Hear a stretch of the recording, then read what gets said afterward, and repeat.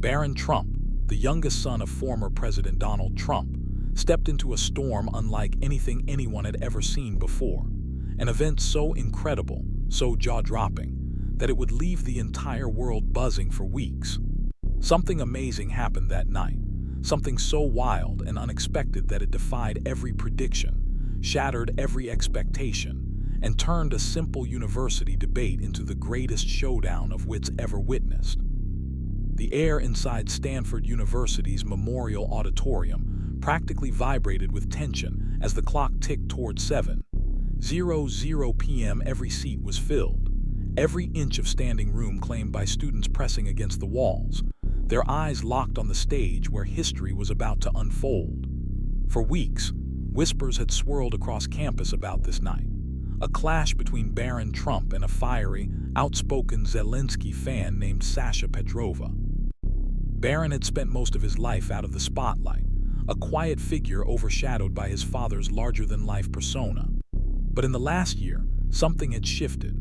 He'd emerged as a force to be reckoned with, sharp, composed, and armed with a mind that cut through noise like a blade. His supporters called him a rising star, a voice of reason in a chaotic world, while his critics dismissed him as just another privileged kid riding his family's coattails. Sasha Petrova, on the other hand, was a whirlwind of passion and defiance. A senior political science major with a reputation for leading campus protests, she idolized Ukrainian President Volodymyr Zelensky, the man who'd recently clashed with Donald Trump in a controversial exchange that had set the internet ablaze.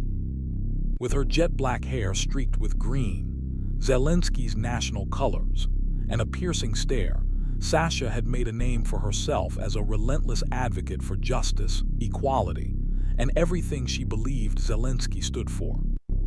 The debate's topic was a powder keg waiting to explode. Is American foreign policy too selfish to lead the world? It was the kind of question that could ignite tempers on both sides, and the crowd knew it. Half the room wore red hats emblazoned with patriotic slogans, their cheers ready to erupt for Barron. The other half clutched signs reading, "Stand with Ukraine" and "Solidarity over selfishness," their loyalty to Sasha unshakable. The tension wasn't just thick, it was suffocating, a living thing that pulsed through the auditorium as the lights dimmed and the stage came into focus. At the center of it all stood Dr. Evelyn Harris, a no-nonsense political science professor whose reputation for fairness was matched only by her intolerance for chaos. She adjusted her glasses, surveyed the restless crowd, and prepared to unleash the storm. Barron stepped onto the stage first, his navy suit crisp and tailored, his posture relaxed but commanding. His blonde hair caught the light as he nodded toward the audience, his expression unreadable yet brimming with quiet confidence. Sasha followed, her boots stomping against the hardwood floor, her black leather jacket slung over a shirt that read, "Courage, not cowardice," a nod to her hero Zelensky. She tossed her hair back defiantly, her eyes scanning the room as if daring anyone to challenge her before she'd even spoken. The crowd buzzed with anticipation, a mix of excitement and unease rippling through the air. This wasn't just a debate, it was a battle, a collision of ideals so fierce it could only end in triumph or total humiliation. The stakes couldn't have been higher. For Barron, this was a chance to prove he was more than his father's shadow, a moment to show the world he could stand on his own and dismantle any opponent with logic and steel. For Sasha, it was personal. She saw Barron as a symbol of everything she despised: American arrogance, privilege, and a family she blamed for undermining her idol during that infamous Zelensky-Trump spat. She'd come armed with passion, statistics, and a burning desire to expose Barron as a fraud. What she didn't know, what no one knew, was that Barron had come prepared to turn her fire into ashes. The stage was set, the crowd was primed, and the clock was ticking. Something extraordinary was about to happen, something that would leave jaws on the floor and the internet in a frenzy. But no one could have predicted just how explosive it would get. As Dr. Harris outlined the rules, 5-minute opening statements, rebuttals, cross-examinations, and a final clash of closing remarks, The audience settled into a restless hush. Sasha would go first, her chance to strike the opening blow. Barron stood to the side, hands clasped, his calm demeanor almost unsettling against Sasha's coiled energy. The room braced itself for impact, knowing that whatever came next would be unforgettable. This wasn't just about policy or politics. It was about pride, about proving who could stand tall when the dust settled. And as Sasha stepped up to the podium, the first spark of the night ignited, setting off a chain reaction that would change everything. Sasha Petrova gripped the podium like a warrior clutching a shield, her knuckles whitening as she leaned forward, her voice cutting through the silence like a thunderclap. The energy in Stanford's Memorial Auditorium shifted instantly, the crowd hanging on her every word as she launched into her opening statement with the fury of someone who'd been waiting for this moment her entire life. She didn't waste a second, plunging straight into the heart of her argument with a passion that bordered on obsession. American foreign policy, she declared, was a selfish, rotting machine, a system so obsessed with power and profit that it trampled over the weak and abandoned the brave. Her green-streaked hair swayed as she gestured wildly, her eyes blazing with the kind of conviction that could rally a revolution. She painted a vivid picture, one designed to hit the audience right in the chest. She spoke of nations struggling under the weight of America's indifference, of families torn apart by wars fueled by U.S. greed, of leaders like Zelensky, her unshakable hero, forced to beg for scraps while America hoarded its wealth and weapons. The Ukrainian conflict loomed large in her words, a raw wound she held up as proof of America's betrayal. She didn't mention Donald Trump by name, not yet, but the implication hung heavy in the air. Barron's family, she suggested, was complicit in every failure, every broken promise. Her supporters erupted in applause, their cheers echoing off the auditorium's walls as she pressed on, her voice rising with every sentence. The numbers came fast and hard, a barrage of statistics meant to overwhelm and convict. She rattled off figures about U.S. military spending dwarfing aid budgets, about how America's allies, like Ukraine, were left scrambling while corporate giants raked in billions. She accused the country of hiding behind its exceptionalism, while exploiting the very people it claimed to protect.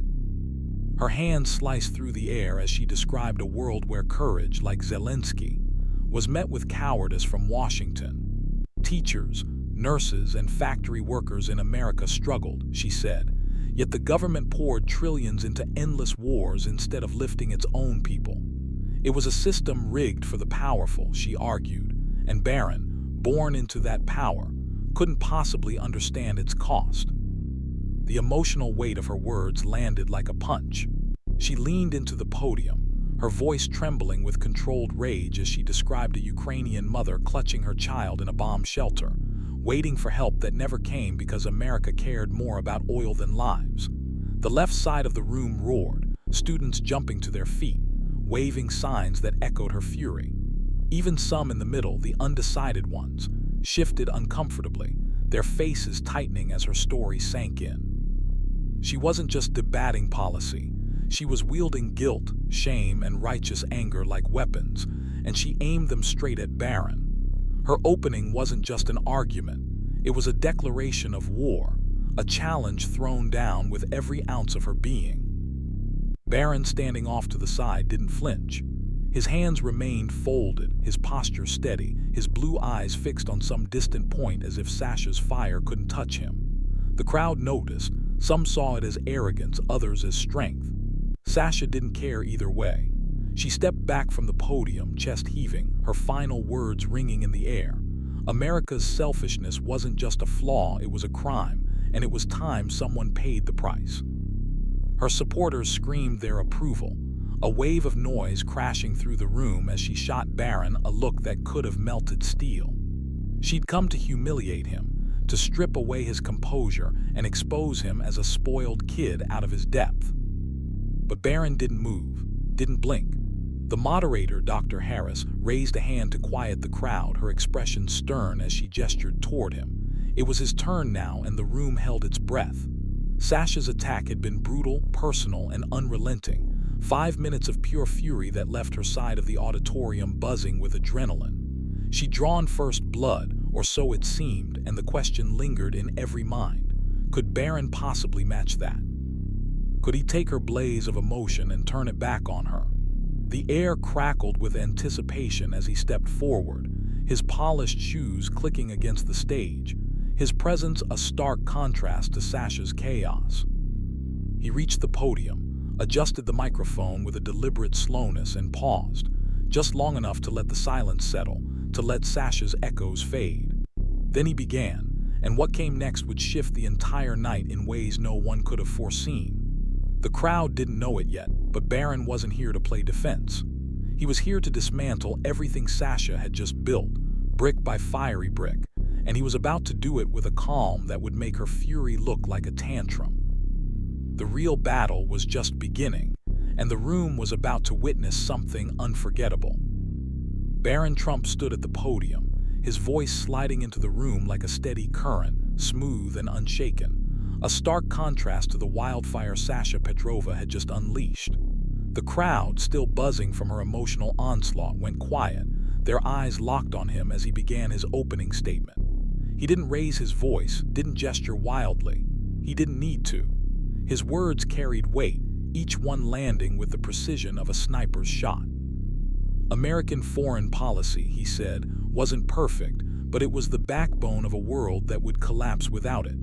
Sasha's passion was loud, he acknowledged, but passion without facts was just noise.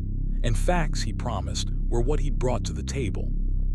He started with history, rewinding the clock to a time when America's strength had rebuilt nations after wars, when its policies had lifted millions from tyranny and starvation. He didn't deny the flaws, wasteful spending, missteps, moments of arrogance, but he framed them as hiccups in a system that had done more good than harm. The crowd listened, some nodding, others frowning, as he turned Sasha's Ukraine obsession back on her. Zelensky's fight, he said, wouldn't even be possible without American aid, billions in weapons, money, and support that dwarfed what any other nation had offered. Sasha wanted to paint America as selfish, but Barron flipped the script. America's generosity was why her hero still had a country to lead. The numbers came next, and they hit hard. He rattled off figures, hundreds of billions poured into foreign aid, military alliances that kept the world stable, trade deals that fueled global growth. He didn't shy away from Sasha's emotional hooks, either. That Ukrainian mother in the bomb shelter. She was alive, he argued, because American weapons had held the line, because American taxpayers had footed the bill. Sasha's side squirmed as he dismantled her narrative piece by piece, his voice never wavering, his calm almost unnerving. He didn't just defend policy, he made it personal, turning her idolization of Zelensky into a mirror that reflected America's role as the world's reluctant savior. Then came the twist, the moment that shifted the room's energy entirely. He looked straight at Sasha, not with anger but with a quiet challenge, and asked a question so simple it felt like a trap. If America's foreign policy was so selfish, why did millions risk their lives to cross its borders every year? Why did people flee to the U.S., not away from it? The auditorium went still, the weight of his words sinking in. Sasha's supporters, so loud moments ago, fell silent, their signs drooping slightly as they searched for an answer that didn't come. Barron didn't press, didn't gloat. He let the silence do the work, let the crowd feel the hole in Sasha's logic widen with every passing second. He kept going, his tone steady but relentless. Sasha had raged about corporate greed and war profiteering, but Barron countered with cold reality. America's wealth, yes, even its billionaires, funded the innovations that kept the world turning. Planes, medicine, technology, things Ukraine relied on came from a system she wanted to tear down. He didn't dodge her jabs about privilege either. Yes, he'd been born into wealth, he admitted, but facts didn't care about his bank account. They stood on their own, and she'd have to face them regardless of who delivered them. The right side of the room erupted, their cheers louder than Sasha's had been. a wave of approval that drowned out the murmurs of doubt from her camp. The emotional undercurrent shifted, too. Where Sasha had wielded guilt, Barron offered pride, not the chest-thumping kind, but a quiet, grounded belief in what America could be. He spoke of immigrants chasing dreams, of soldiers risking lives overseas, of a nation that stumbled but still stood taller than any other. It wasn't blind patriotism. It was a calculated appeal to the room's sense of reason, a reminder that flaws didn't erase strength. Students who'd been on the fence leaned forward, their faces flickering with curiosity, maybe even agreement. Sasha's fire had burned bright, but Barron's calm was starting to smother it. By the time he stepped back, the auditorium felt different. Sasha's opening had been a rallying cry, a burst of righteous fury that had her side roaring. But Barron's response was a slow, deliberate unraveling, 5 minutes that didn't just counter her points but exposed the cracks in her foundation. She stood off to the side, arms crossed, her jaw tight as she watched the crowd's reaction. Her green-streaked hair still framed her face like a battle flag, but something in her posture had shifted. She'd come to humiliate Barron, to bury him under her passion and moral outrage. Instead, he turned her weapons against her, and the night was far from over. The rebuttals loomed, and the real fireworks were still to come. The air in Stanford's Memorial Auditorium thickened as Sasha Petrova stormed back to the podium, her boots slamming against the stage with the force of a soldier charging into battle. Barron Trump's calm, calculated opening had rattled her, and she wasn't about to let it stand. The crowd, still buzzing from his unexpected jab about immigrants and America's role, braced itself as Sasha's green-streaked hair whipped around her face, her eyes narrowing into slits of pure defiance. She didn't just step up to rebut Barron. She launched into him with a ferocity that turned the debate into a full-on war zone, her words dripping with venom and controversy so raw it made the room gasp. This wasn't about policy anymore. It was personal, and she was out for blood. She started by tearing into Barron's immigrant question, her voice sharp enough to cut glass. America wasn't a beacon of hope, she snarled. It was a vulture, picking at the bones of desperate people it had helped ruin. She accused the U.S. of destabilizing entire regions, Latin America, the Middle East, even Ukraine's backyard, through corporate greed and military meddling, then acting sanctimonious when refugees showed up at its doorstep. Her hands trembled as she gripped the podium, her fury barely contained as she painted a picture of American foreign policy as a selfish, hypocritical monster that thrived on chaos it created. The crowd murmured, some nodding, others shifting uncomfortably as she dragged the debate into darker, more divisive waters. Then she went for the jugular, and it was brutal. She turned Barron's privilege into a weapon, her tone laced with mockery as she called him out by name, not just as Barron, but as Barron Trump, the golden child of a family she accused of profiting off the very wars Zelensky was fighting to survive. She didn't hold back, linking his father's controversial call with Zelensky to a betrayal that left Ukraine bleeding while the Trumps sat in their gilded towers.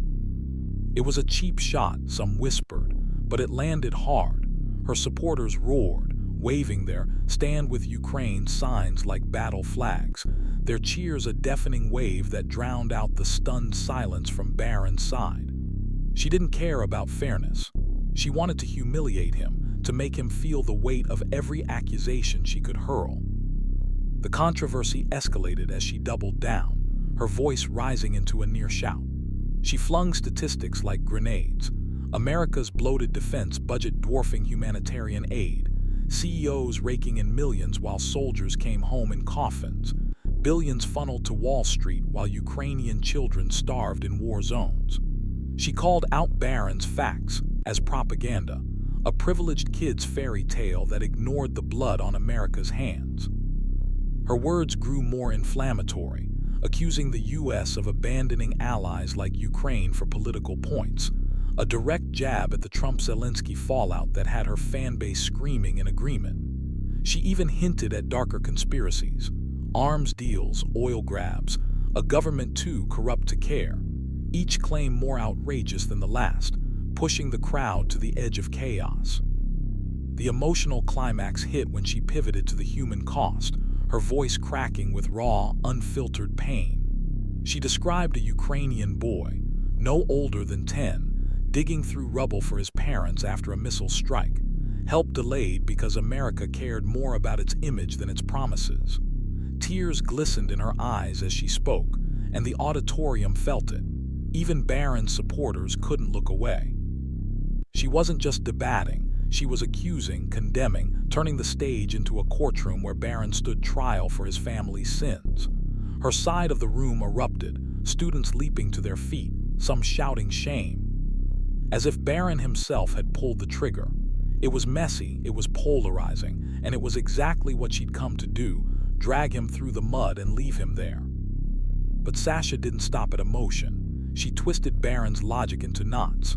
His claim about American aid. A lie, she said.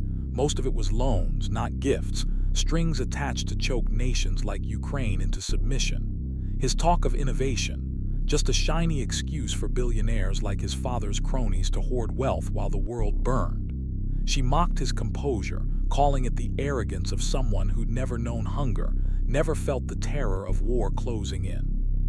The auditorium crackled with tension, the air heavy with the scent of sweat and adrenaline as her rebuttal stretched on, relentless and unyielding, a tidal wave meant to sweep Barron away.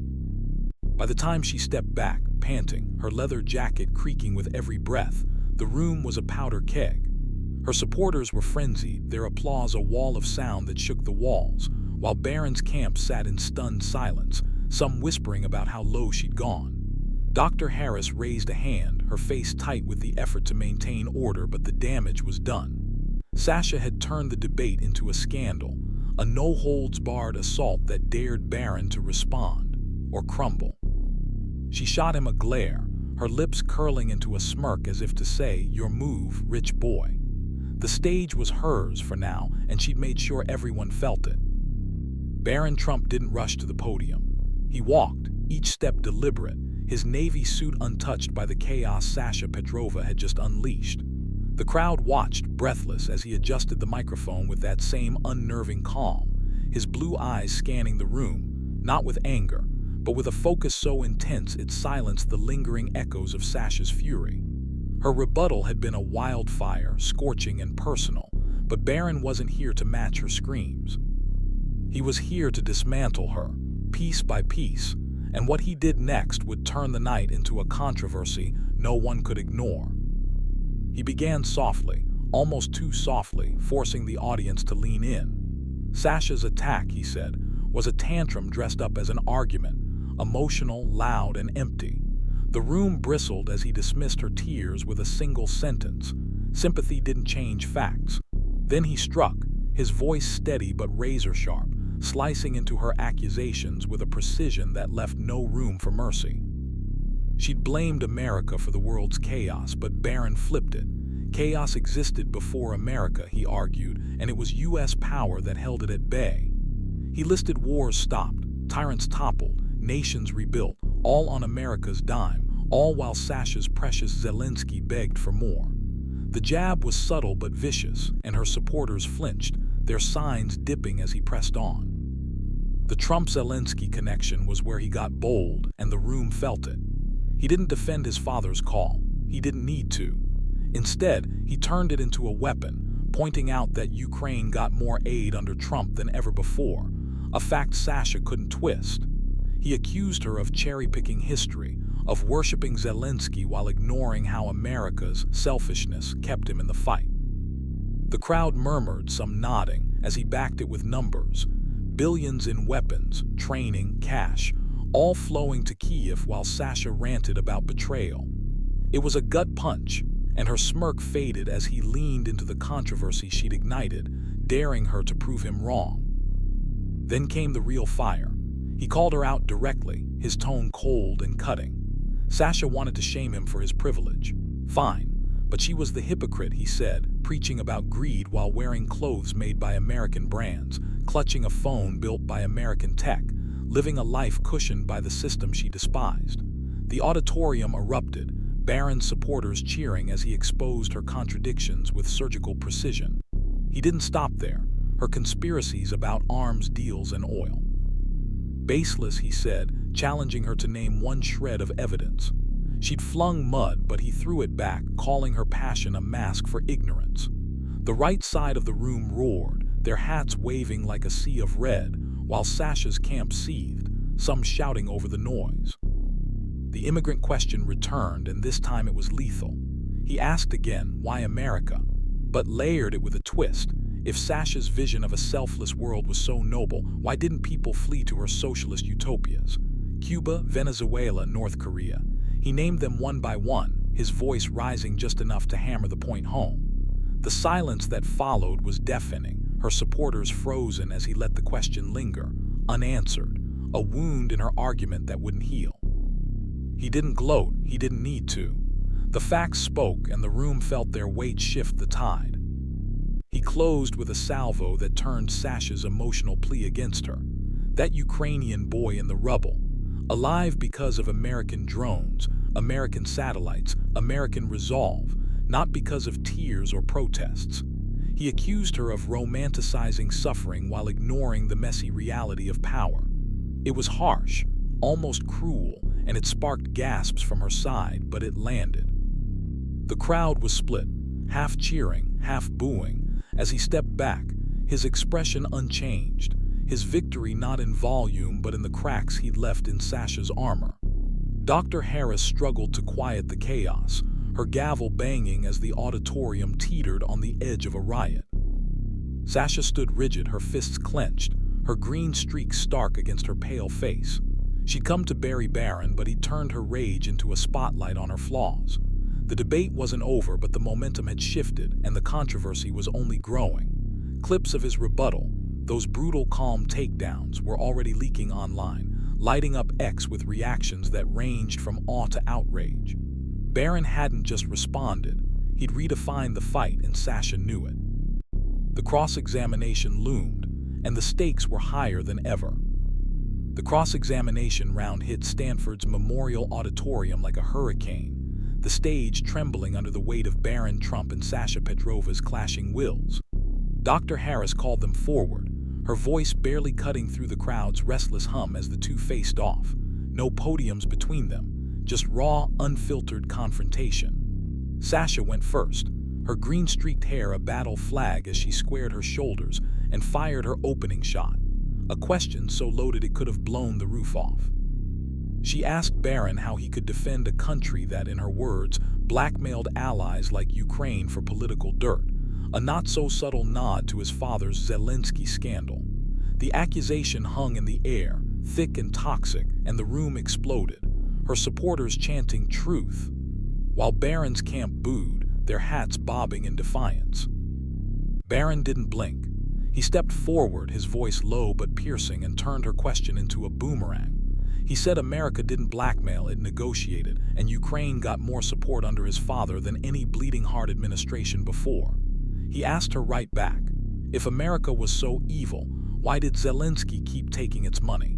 The crowd gasped, then roared, the split widening as Sasha's face flushed red. She shot back, accusing him of dodging, claiming the aid was a bribe to cover up corruption, Trump corruption. She leaned in, her voice shaking with rage, and asked how it felt to defend a family that profited off war while kids died. It was a low blow, and her side screamed approval, the noise deafening as Dr. Harris slammed her gavel. Barron's response was ice cold and devastating. He said prophets didn't fire missiles, governments did, and asked her to name one war his family started. Then he flipped it. How did it feel to idolize a leader who begged America for help while she spat on its name? The auditorium rocked, his supporters leaping up, shouting facts, as Sasha's camp hurled insults back. She stumbled, her next question weaker, something about corporate greed, but Barron pounced, dismantling it with data. American companies rebuilt war zones, not just Ukraine's but dozens of others, while her socialist heroes let theirs rot. He asked her why Zelensky didn't turn to Russia instead, a jab so sharp it drew blood. Her hesitation was palpable, the crowd sensing her falter as boos and cheers collided. When Barron's turn came, he didn't hold back. He asked Sasha why she ignored Ukraine's own corruption, oligarchs, black markets, scandals Zelensky couldn't clean up. She fired back that America enabled it, but he cut deeper, asking if she'd rather Ukraine fall to Putin than take selfish, U.S. help. The question stunned her into silence, her lips parting but no words coming, and the room felt it, a crack in her armor widening into a chasm. Her supporters yelled over it, but Barron pressed on, asking why she lived in America if it was so rotten, why she didn't move to one of her utopias. It was brutal, personal, and unrelenting, and the crowd split further, half cheering, half screaming, a near riot breaking out as Dr. Harris lost control. Sasha tried to recover, her voice hoarse as she accused him of twisting her words, but Barron's calm was unshakable. He asked one final question. If America stopped all aid tomorrow, how long would Zelensky last? The silence that followed was suffocating, her eyes darting as she scrambled for an answer, desperation, not defiance, now driving her. She muttered something about international solidarity, but it was weak, drowned by the roar of Barron's camp and the murmurs of doubt from her own. The cross-examination ended in chaos, students surging forward, some yelling threats, others filming, as security stepped in to hold the line. The fallout was immediate. Clips of Barron's questions, those cold, piercing strikes flooded X, sparking a firestorm. Barron just ended her, one post read, while another called him a bully hiding behind logic. Sasha's hesitation went viral, dubbed the Zelensky choke, her fans scrambling to defend her while his hailed it as a knockout. The controversy erupted beyond Stanford, news outlets picking up the story, some praising Barron's clarity, others decrying his privilege, all feeding the frenzy. Sasha stood backstage, her fists clenched, tears of rage in her eyes, knowing she'd lost more than the round. Barron, unflinched, walked off, his calm intact, the room still shaking from the storm he'd unleashed. The closing statements loomed and the war was far from over. The atmosphere in Stanford's Memorial Auditorium had morphed into something primal as Sasha Petrova took the stage for her closing statement, her green-streaked hair damp with sweat, her leather jacket clinging to her shoulders like armor battered in a war she refused to lose. The cross-examination had left her reeling. Barron Trump's icy, relentless questions had carved deep wounds in her argument, and the crowd knew it. Her supporters, once a roaring tide, now clapped with a desperate edge, their stand with Ukraine signs trembling in their hands as if pleading for her to reclaim the night. Sasha's eyes burned with a mix of fury and determination, her jaw set as she gripped the podium, ready to unleash a final, scorching assault that would either resurrect her or bury her deeper. This wasn't just a debate anymore. It was a fight for survival, and she was going to make it as controversial as humanly possible. She launched in with a ferocity that shook the room, her voice raw and jagged, cutting through the tension like a blade. American foreign policy, she declared, wasn't just selfish. It was evil, an imperialist beast that devoured nations and spat out their bones for profit. She doubled down on every accusation, painting the U.S. as a puppet master pulling strings in Ukraine, not to save it, but to bleed it dry for geopolitical games. She dragged Barron's family back into the spotlight, her words dripping with venom as she accused the Trumps of turning Zelensky's war into a circus for their own gain. Those infamous phone calls now, a symbol of betrayal, she waved like a bloody flag. Her supporters roared, their cheers laced with desperation as she leaned into the scandal, daring the crowd to ignore the stench of corruption she claimed wafted from Barron's gilded life. The controversy peaked as she went further, her voice rising into a near scream that echoed off the auditorium's walls.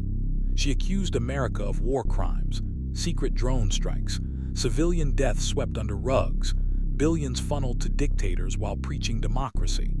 She didn't just stop at policy, she made it personal, calling Barron a mouthpiece for a dynasty built on exploitation, a spoiled prince who'd never know the terror of bombs raining down because his family profited from them. The room erupted, her camp screaming justice, while Barron's supporters booed, some hurling insults back, liar, and traitor. As Dr. Harris banged her gavel, her face flushed with the effort to hold the chaos together. Sasha didn't care. She wanted the fight, wanted the ugliness, wanted Barron to feel the heat of her rage. She pivoted to emotion, her voice breaking as she painted a final, gut-wrenching picture. She spoke of a Ukrainian grandmother burying her grandson, killed by a war America could have stopped but didn't, too busy counting its cash to care. Tears streaked her face, real ones, and the auditorium felt it. Her supporters wept openly, their signs raised high, while even some neutrals wiped their eyes, caught in the rawness of her plea. She accused Barron of mocking that pain, of turning suffering into statistics to prop up his privilege. It was a cheap shot, but it worked. Her sides surged to their feet, their applause a tidal wave that drowned out the growing unrest from Barron's camp. She wasn't debating anymore. She was preaching, condemning, turning the stage into a pulpit of righteous fury. Then she threw her last grenade, a move so bold it stunned the room into silence. She called for America to pay reparations, not just to Ukraine, but to every nation it had screwed over with its selfish policies. She named them: Iraq, Afghanistan, Syria, each word a slap, each accusation a spark that threatened to ignite a full-blown riot. The crowd split harder than ever, her supporters chanting, "Reparations now." While Barron's side shouted her down, their red hats a sea of defiance against her green-streaked crusade. She stepped back, chest heaving, her final words a hissed promise. The world wouldn't forgive America, and neither would she. The auditorium was a battlefield now, loyalties clashing, emotions boiling over as Dr. Harris struggled to regain control. Sasha's closing wasn't clean. It was messy, polarizing, and drenched in controversy, exactly as she'd intended. She'd gone all in, betting everything on passion and outrage to reclaim the narrative Barron had stolen. Her supporters were frenzied, their faith in her unshaken, but the room wasn't hers anymore, not fully. The boos from Barron's camp, the whispers from the undecided, the tension crackling like static, all of it hinted that her fire might have burned too bright, too wild. She shot Barron a glare, her lips trembling with defiance, as he rose for his turn. The stage was set for his response, and the stakes couldn't have been higher. Sasha had thrown everything she had. Now it was Barron's chance to either crush her or falter under the weight of her storm. Barron Trump stepped to the podium with a stillness that felt almost eerie against the chaos Sasha Petrova had unleashed. The auditorium was a cauldron of noise, Sasha's supporters still chanting, their signs slashing the air, while his own camp clapped steadily, their red hats a quiet defiance against her green-streaked fury.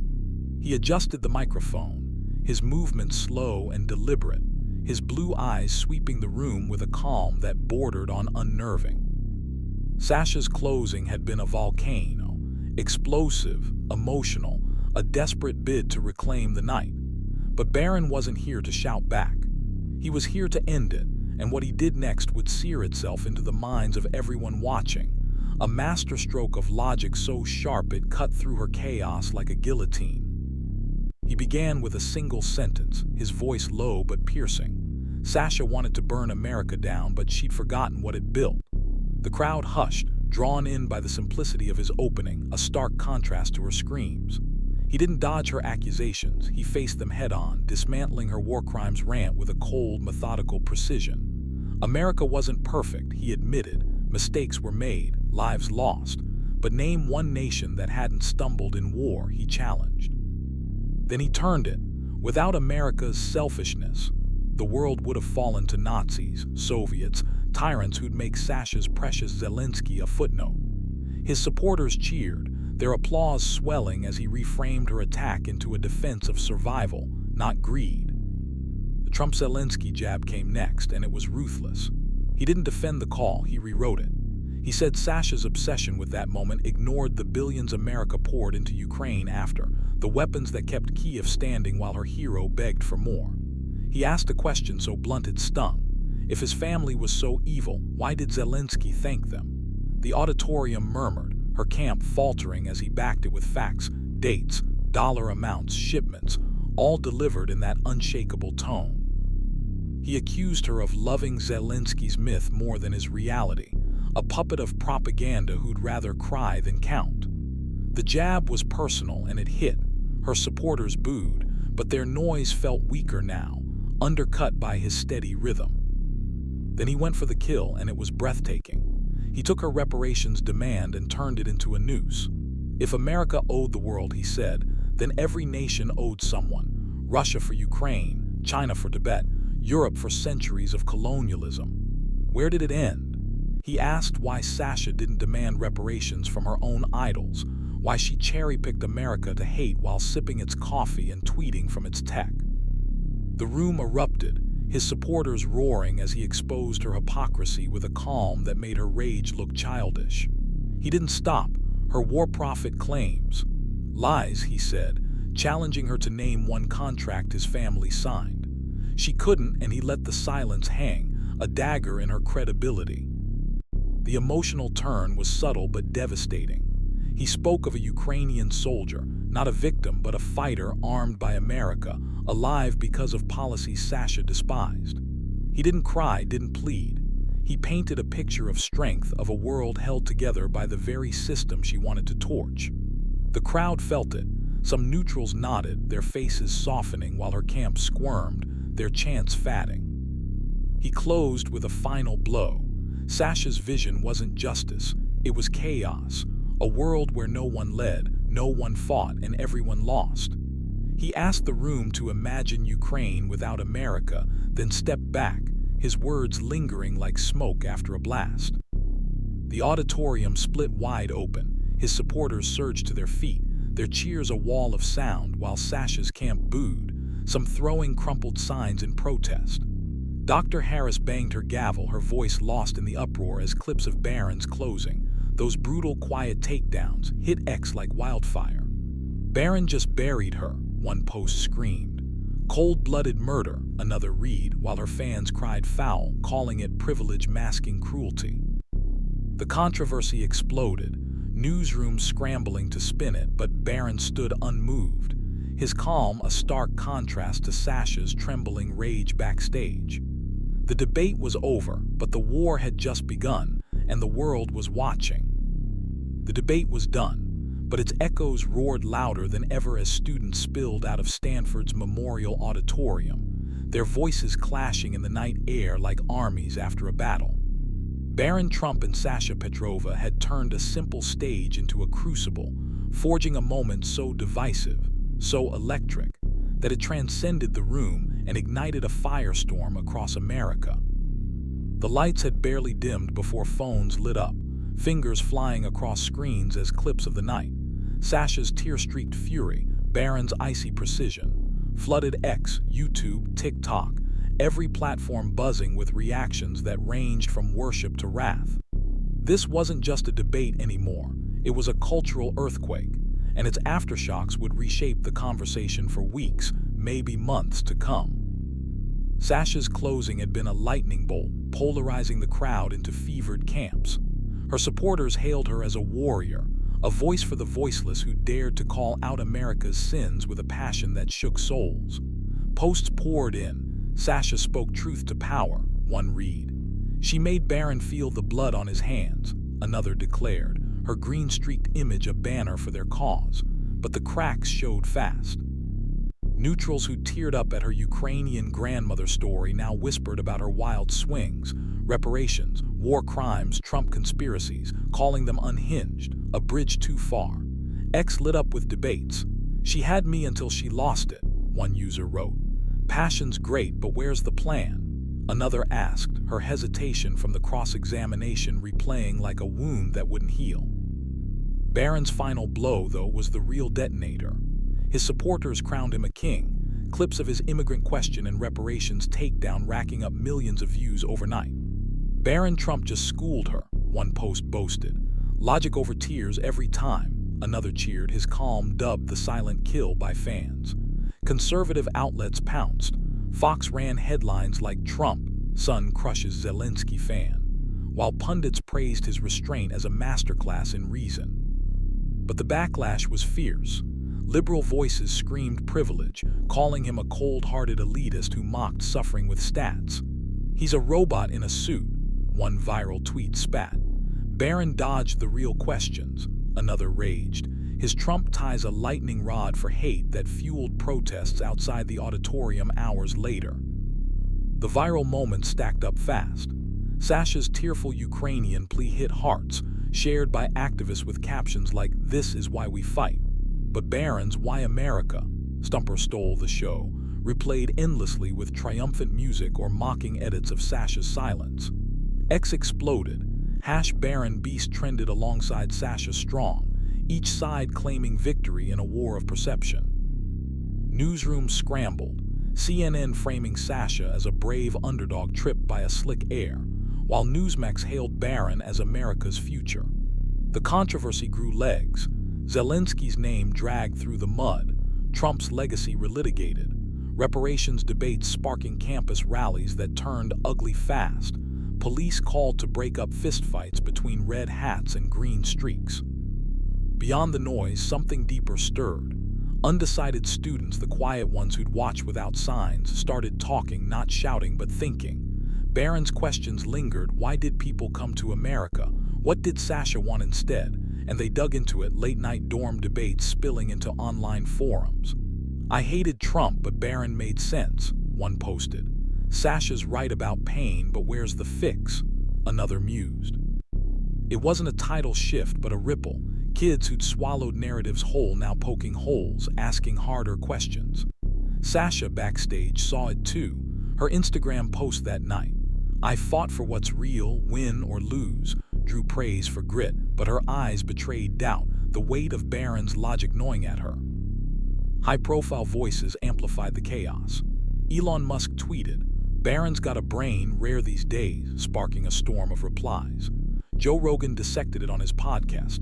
"That kid's a sniper, but Sasha's got." Bill Maher grinned, "America's a mess, but Barron's not wrong, it's still the least bad mess." The debate became a mirror, reflecting a nation split down the middle, each side seeing what it wanted. Sasha as martyr, Barron as victor, or both as symbols of a broken age. A week later, the buzz hadn't faded. Protests grew, think pieces multiplied, and the clips kept racking up views. A million little wars fought in comment sections and classrooms. Barron walked away unchanged, his calm intact, no gloating, just a nod to the students who'd asked him questions after, real ones about policy, not politics. Sasha, though, lingered in the shadows, her fire dimmed but not out, plotting her next move. The night hadn't solved anything. It had cracked everything open, exposing raw nerves and forcing a reckoning. America watched, argued, and wrestled with itself, because that's what happens when two opposites collide with no mercy. The truth doesn't win, but the fight sure as hell wakes everyone up. The debate between Barron Trump and Sasha Petrova didn't end when the lights dimmed in Stanford's Memorial Auditorium. It ignited a blaze that spread far beyond those walls, consuming the airwaves, the internet, and the minds of millions in a way no one could have predicted. The night had been a brutal clash, a collision of calm logic and fiery passion that left the room shattered and the world watching, hungry for more. As the dust settled, the aftermath unfolded like a slow-motion explosion, revealing not just winners or losers, but a deeper, messier truth about a nation at war with itself. This was no tidy conclusion. It was a reckoning, a sprawling, chaotic epilogue that stretched across weeks, reshaping lives, sparking movements, and cementing a moment that would echo for years. Barron and Sasha had stepped off the stage, but their shadows loomed larger than ever, and what happened next was nothing short of seismic. The immediate fallout hit like a tidal wave. Students stumbled out into the crisp March night, their voices hoarse from shouting, their phones already glowing with clips of the debate's most explosive moments. Sasha's tear-streaked Ukrainian grandmother story looped endlessly on TikTok, racking up millions of views as activists captioned it with cries of "This is our fight" and "America's shame." Her green-streaked hair became a symbol, plastered on protest signs and t-shirts sold online within hours, her fans hailing her as a prophet who dared to spit in the face of privilege. But Barron's "Why America?" question, that cold, piercing stumper, stole the spotlight, shared by conservative influencers with triumphant overlays of patriotic anthems, trending under Barron Beast as his supporters crowned him a genius who'd silence the woke mob. X erupted into a digital battlefield, posts flying like bullets. Sasha's a hero, Barron's a spoiled brat. Clashed with Barron, owned her with facts, cry harder. Each side digging in, no surrender in sight. The media pounced, turning the night into a circus of spin. Fox News ran a victory lap, their chyron blaring Trump, son crushes Zelensky fan in debate masterclass, while pundits dissected Barron's every word, praising his restraint as a sign of intellectual supremacy. CNN countered with a softer take, framing Sasha as a courageous underdog tripped up by an air too polished to feel the world's pain, their analysts wringing hands over his privilege while sidestepping her stumbles. Online outlets like BuzzFeed and Breitbart took it further. Clickbait headlines screamed, "Sasha's meltdown proves liberals can't handle truth," and Barron's cold-blooded attack exposes Trump cruelty, each feeding their tribes red meat as the story ballooned.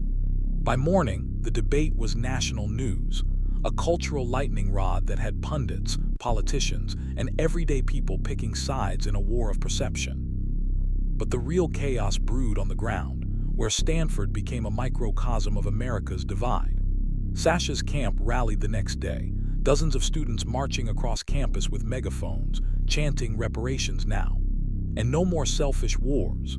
Their signs, green streaks painted over Ukrainian flags, bobbed above a sea of black jackets and clenched fists, their anger spilling into a sit-in that shut down the quad. Clashes erupted as Barron's supporters, red hats blazing, staged a counter-protest, waving American flags and shouting "Support our troops." Until fists flew, security swarmed, and 3 arrests made the evening news. The university issued a statement pleading for calm, but it was too late. The debate had cracked open fault lines that wouldn't close, turning classmates into enemies overnight. Online, the fire spread faster. Sasha's Instagram post, "I fought for what's real, win or lose," drew thousands of likes, her fans flooding the comments with hearts and "You're our voice." But dissent crept in. Some followers questioned her reparations call, asking who pays, how, while others mocked her tears as theater.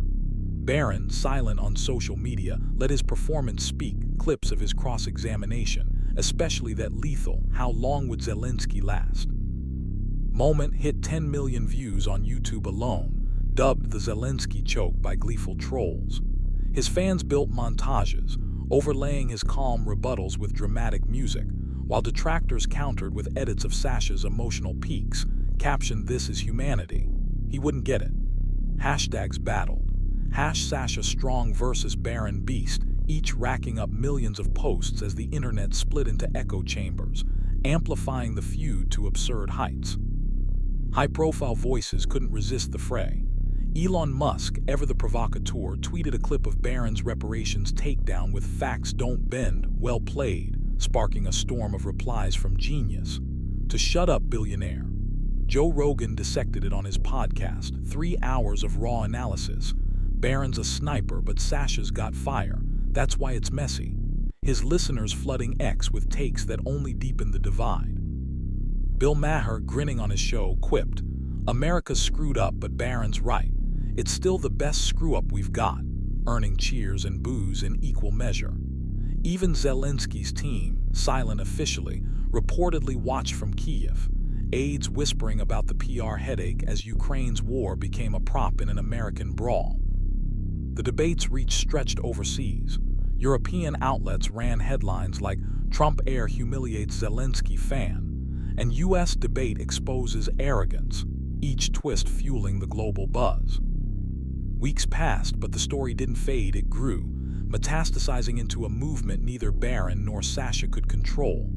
Sasha leaned into her moment, launching a podcast, Courage Over Cowardice, where she doubled down, railing against American imperialism and vowing to keep fighting. Her first episode, Why Barron's Wrong, pulled 500,000 downloads, her voice hoarse but unbroken as she dissected his privilege and called for a reckoning. Crowds flocked to her campus talks, green streaks multiplying as she became a reluctant icon for the progressive fringe. though whispers of "she's too emotional" dogged her from moderates who'd once cheered. Her fans organized fundraisers for Ukraine, raising thousands, but critics sniped that it was performative, a salve for her bruised ego after Barron's dismantling. Barron, meanwhile, stayed quiet, his silence a stark contrast to Sasha's noise. He didn't need to speak, his victory lived in the numbers, the shares, the way his calm had turned Sasha's fire into a liability. Conservative circles buzzed about his future. "He's got it," one senator tweeted. "Next Trump in line," a radio host crowed, while students approached him off campus, not with cameras but questions. "How do you fix aid? What's next?" He answered briefly, always composed, his words measured but sharp, planting seeds without fanfare. Clips of his closing, "Sasha's vision is chaos," kept circulating, dissected in classrooms and bars, a slow burn that shifted minds without shouting.